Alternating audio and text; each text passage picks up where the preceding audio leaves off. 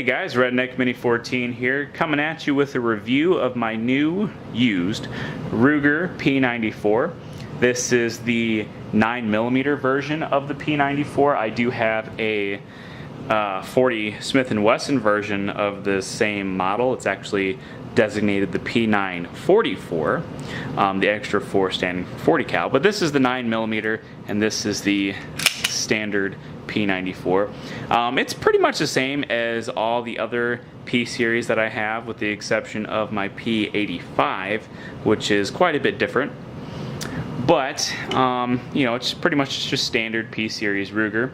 Has a blued steel slide with a dark aluminum frame. A lot of my P series pistols have a lighter frame, but with the blued slide, this one came with a dark frame, which you know, I think it looks okay.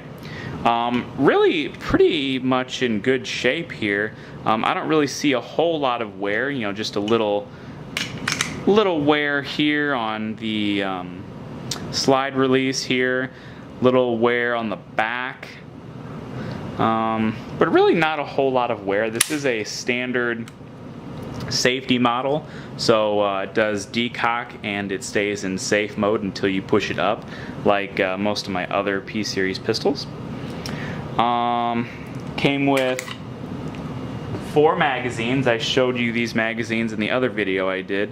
Came with one 15-round Ramline magazine. This is a stainless steel magazine, I guess, and you know, I guess it seems like it's pretty decent quality for an aftermarket magazine.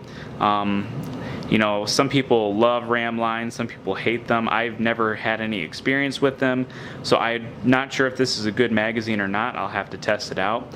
One thing I thought was kind of interesting was this little round, like, plastic or rubber, whatever this is, that's at the top of the magazine body itself by the feed lips. I have no idea what that is. I've never seen that on any other pistol magazine that I've ever come across. But I mean, it doesn't hinder the way it goes into the gun, and you know, it locks back on the last round, so you know, I don't know. I'll have to test it out. Other than that, again, this is pretty much the standard Ruger P94. Has the checkered grips instead of just the horizontal lines like on a lot of other P series. Has a 4.2-inch barrel, I believe, is what comes on these. And again, 9mm. And I actually haven't looked up the serial number on this one to see when it was actually made, so I'll have to do that. Has a good, you know, good serrations on the hammer for cocking, just like all other P series pistols. And oh yeah, your ambidextrous controls. So you have your ambidextrous mag release, so you can do it with your off finger. It's a little difficult for me to do that. I'm used to doing it with my thumb. And of course your ambidextrous safety decocker levers. Standard sights, nothing special about the sights.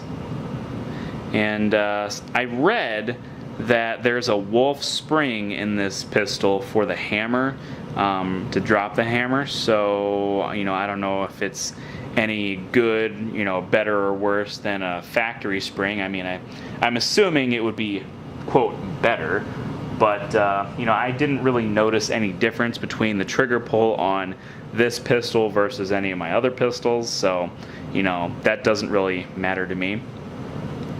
Got this gun for $290, and it came with 4 magazines. Again, that Ramline magazine, this other 15-round magazine here, which I'm guessing is a Ruger factory magazine.